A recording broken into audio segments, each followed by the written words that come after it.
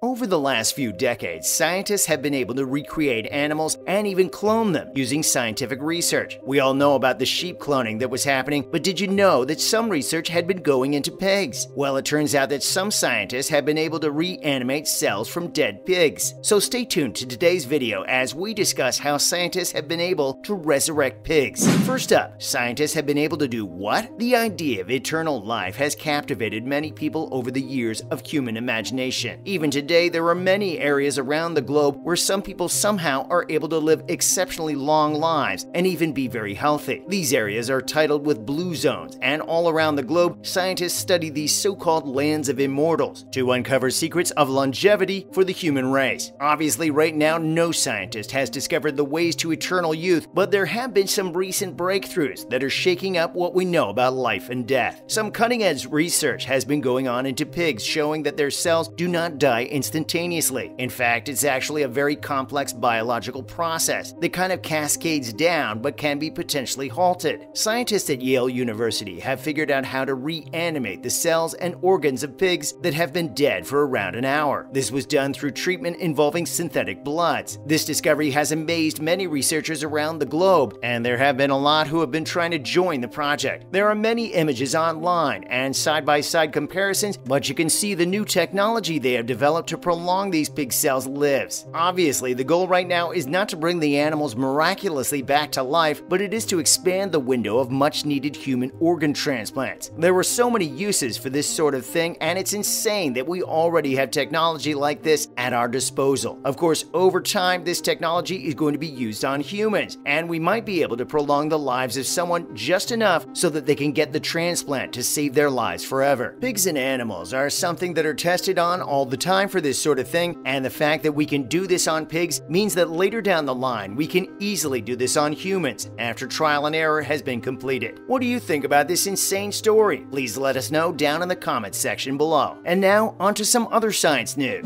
Next up, scientists have turned these dead spiders into robots. There have been many crazy experiments happening over the last few years, but this new robotics one might take the cake as being the strangest. Some scientists have been messing around with robotics and turning dead arachnids into grabbing objects. They call this necrobiotics. This new field has been converting the dead corpses of wolf spiders into grippers to manipulate objects. All they do is stick a syringe into the dead spider's back and superglue it into place. Then they push the fluid through the injection, which makes the legs clench open and shut. This idea was actually born out of a very simple question online, where mechanical engineers were wondering, why do spiders curl up when they die? To answer this, it turns out that spiders are actually hydraulic machines, as they themselves control how much their legs extend by forcing blood through them. Because the dead spider no longer has any blood pressure, its legs curl up. After these scientists found this out, they said it was very cool, and that they wanted to leverage it into an experiment. The team originally placed dead wolf spiders into a double boiler. They hoped that the wet heat would make the spiders expand and push their legs outwards, but this did not work. However, once they injected fluid straight into the spider's corpse, they found that they could control the grip well enough to pull wires from a circuit board and even pick up other dead spiders. After 100 uses of the necrobiotics, the spiders started to become dehydrated and showed signs of wear. In the future, for the next session of this experiment, the researchers will be coating spiders with a sealant to hold off that decline for as long as possible. The next big step is to control each spider leg individually, the researchers say. This is how they can figure out more about how spiders work, and then they will be able to translate their understanding into better designs for other robots in the future. One researcher said this was very interesting, and not a spider corpse itself would probably have problems as a robot. It wouldn't be able to perform as consistently as other hard-shell robots, as the body would definitely break down over time. These guys are no mad scientists, despite them resurrecting spiders trying to play Frankenstein. There is no real ethics in this field, but they are making sure to have respect for the spiders and not mess around with their corpses. One question that pops up after this is, how far do you go? And that is yet to be answered. This is such a crazy piece of technology happening, and we can't wait to see how far it will go. Please let us know down in the comments section below how you feel about this recent spider experiment, and also tell us if you know more about it down below. Finally, the murder hornet has been given a new name, Northern Giant Hornet. Our final story of today is based around the renaming of the murder hornet. You might know this hornet as the Asian giant hornet that was going around a few years back. This massive hornet has been given a much much nicer name as it is now titled the northern giant hornet. This is actually a celebrity insect as it hitchhiked across the Pacific and was nested in areas like Canada and the US. Images of this freakishly large hornet were all over the internet, and it became a massive sensation as people were very scared of it. News stories exclaimed over hornet queens as long as a human thumb and the hornet's late summer raiding parties that mass slaughter whole hives of adult honeybees to steal the chubby larvae as wasp food. V. mandarinia became the doomsday spirit insect at the start of COVID-19. As of late July, there have been no confirmed sightings this year of the hornet in Washington, the state at the center of the buzz in the United States, but trapping efforts are underway. This new innocent name is there because murder hornet is way too of a tabloid name. Hornets do not hunt people, but obviously if you attack the hornet, it is going to defend itself, and this is where news stories of the hornet hurting people came from. The most trouble came from the giant in its name, as there are other hornets that grow whoppingly big. One hornet, which is even bigger than the northern giant hornet, actually will mass slaughter honeybees because of how big it is. Of course, this name might not be taken by everyone, as the ESA can only enforce the name in its own publications. There are other groups that follow the ESA rules, but there is no actual central authority on common names for this thing. Many people ignore the common names anyway. Even hornet specialists have their own names for them. What matters to scientists are the Latin names, and ESA's rethink does nothing about the northern giant's formal scientific name, V. mandarinia. It dates from 1852, and indeed it is a reference to Asia, says evolutionary biologist and entomologist Jessica Ware, also at the American Museum of Natural History. She is president of ESA and a strong advocate for better common names. The scientific names, however, follow intricate rules overseen by an international governing body. Making changes will be challenging to do, should people decide to do it, she says. There shouldn't really be much to worry about, as these hornets are native to Asia and only come over occasionally. If you do somehow see one out there, it will not attack you on a whim, unless it feels threatened by you. Hornets can sting and sting again, so beware it stings you and again straight afterwards. These Asian giant hornets attack honeybees on the regular and do not seek out humans normally. They will take down a whole nest of honeybees or even other species of hornet with ease just for dinner. The sting is slightly an issue, as it is 150 times bigger than the dainty little honeybee sting, meaning that the venom has some pretty strong power. It won't knock you down, but it will sting a lot and can easily kill other animals with these. A lot of the time, deaths only occur from this hornet because people already have an innate allergic reaction to insect venom. However, being stung by these things might leave you hospitalized, but most people survive unless you have improper treatment. And that's the end of today's video. Hopefully you enjoyed this latest video. If you did, would you please let us know down in the comments section below? It would be very helpful. Make sure to like the video, comment down below, and of course subscribe to the channel with the notification bell rung. Thank you for watching today's video. Bye!